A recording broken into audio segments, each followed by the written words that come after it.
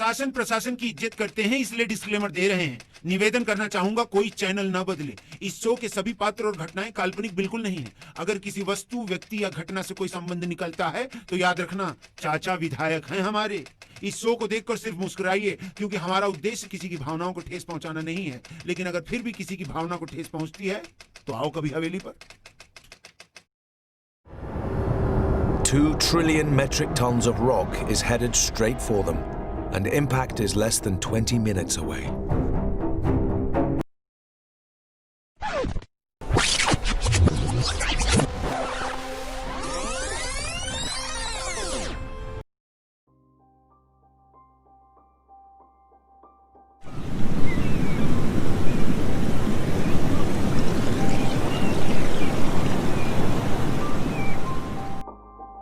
Dear future generations, I think I speak for the rest of us when I say, sorry.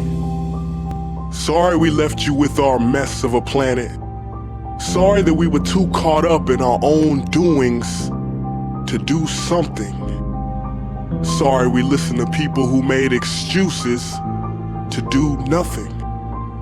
I hope you forgive us. We just didn't realize how special the earth was. Like a marriage gone wrong. We didn't know what we had until it was gone. For example, I'm guessing you probably know it as the Amazon desert, right?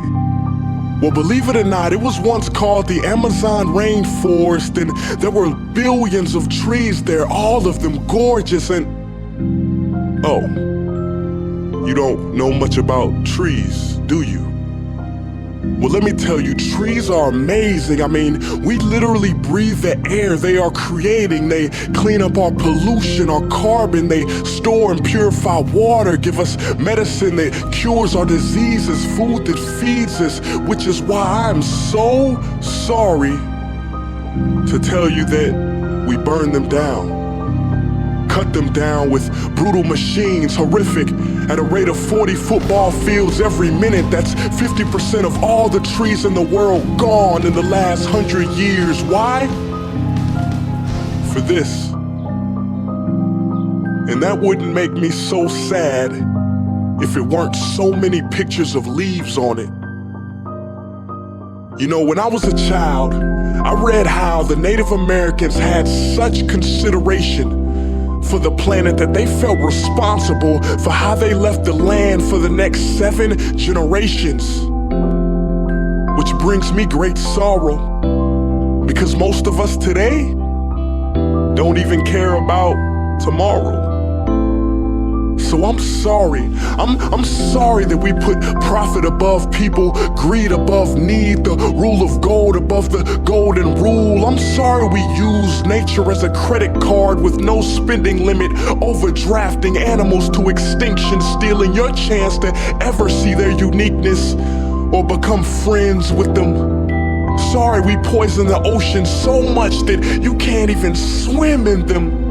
But most of all, I'm sorry about our mindset, 'cause we had the nerve to call this destruction progress. Hey Fox News, if you don't think climate change is a threat, I dare you to interview the thousands of homeless people in Bangladesh. See, while you were in your penthouse nestled, their homes were literally washed away beneath their feet due to rising sea levels. And Sarah Palin, you said that you love the smell of fossil fuels. Well, I urge you to talk to the kids of Beijing who are forced to wear pollution masks just to go to school. See, you can ignore this, but the thing about truth is, it can be denied, not avoided. So I'm sorry, future generations. I'm sorry that our footprint became a sinkhole and not a garden. I'm sorry that we paid so much attention to ISIS and very little to how fast the ice is melting in the Arctic. I'm sorry we doomed you, and I'm sorry we couldn't find another planet in time to move to. You know what? Cut the beat. I'm not sorry. This future, I do not accept it. Because an error does not become a mistake until you refuse to correct it. We can redirect this. How? Let me suggest that if a farmer sees a tree that is unhealthy, they don't look at the branches to diagnose it, they look at the root. So like that farmer, we must look at the root and not to the branches of government, not to the politicians run by corporations. We are the root, we are the foundation. This generation, it is up to us to take care of this planet. It is our only home. We must globally warm our hearts and change the climate of our souls and realize that we are not apart from nature. We are a part of nature, and to betray nature is to betray us. To save nature is to save us, because whatever you're fighting for, racism or poverty, feminism, gay rights, or any type of equality, it won't matter in the least. Because if we don't all work together to save the environment, we will be equally extinct. Sorry.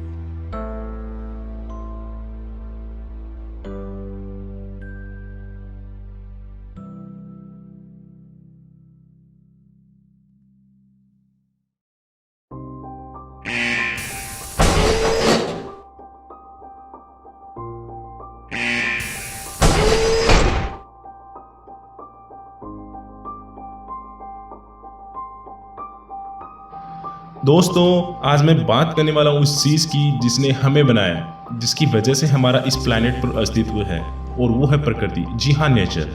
आज हम जो भी हैं सब nature की एक then है। Nature से हमें सब कुछ मिलने के बावजूद भी ह्यूमन लाइफ ने खुद को इतना स्वार्थी बना लिया है कि जिस चीज़ की वजह से हम जी रहे हैं लगातार उसी को अफेक्ट करते जा रहे हैं। जब से इंसान पैदा हुआ है वह अपने आप को सर्वाइव करने के लिए नेचर की हर एक चीज़ का यूज़ करता आ रहा है और आगे भी करता रहेगा। पर सवाल है कब तक, क्योंकि इंसान ने अपना दिमाग कितना विकसित कर लिया है कि वो नेचर के साथ हर पल हर एक क्षण खिलवाड़ करता आ रहा है।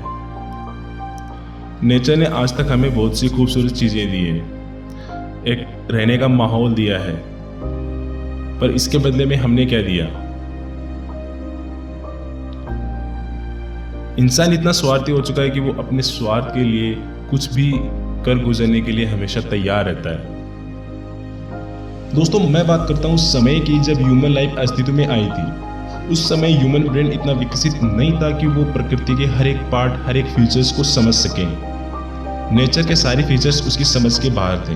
पर जैसे जैसे समय बीतता गया और वो भी विकसित होता गया और प्रकृति को धीरे धीरे अफेक्ट करता गया, और आज हम ऐसी कंडीशन पर आ गए हैं जहां हमें नेचर बार बार थ्रेट करता है। मैं एक सिंपल से एग्जांपल से आपको समझाने की कोशिश करता हूं। हमारे पूर्वज मतलब हमारे ग्रैंडफादर के फादर, उन्होंने नदियों और तालाबों से पानी पिया, उनको हर एक चीज़ में यूज़ लिया, और वो वाटर सोर्स अपनी आगे की पीढ़ी यानी हमारे दादाजी को दिए। अब हमारे ग्रैंडफादर ने नदियों और तालाबों को छोड़कर कुएं और नलकूपों का आविष्कार किया, उसको अपना वाटर सोर्स बनाया। उसके बाद हमारे पिता ने हमें पानी बोतल में पिलाया।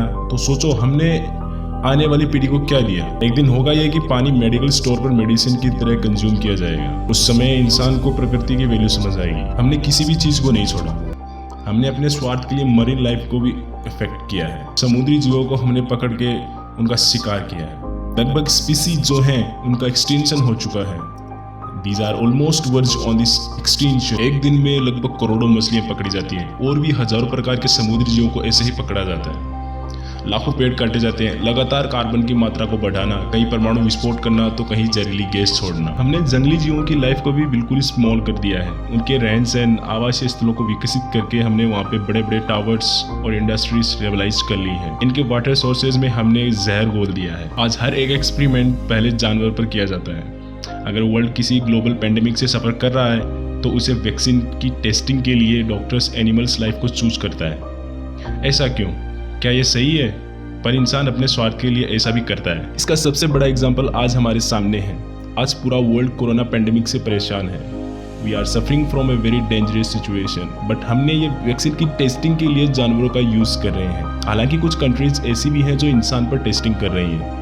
क्या ये सही है? हम यहाँ भी नहीं रुके। प्रकृति का वो पार्ट भी अफेक्ट किया है जो जानवरों के लिए सबसे महफूज हुआ करता था। हमने पृथ्वी का टेम्परेचर इतना बढ़ा दिया है कि बर्फ में रहने वाले जीव भी अब मरने की कगार पर हैं। अंटार्कटिका पेंगुइन का घर माना जाता था। हमने अर्थ का टेम्परेचर इतना इंक्रीज कर दिया है कि बर्फ में रहने वाले जीव भी अब मरने की कगार पर हैं।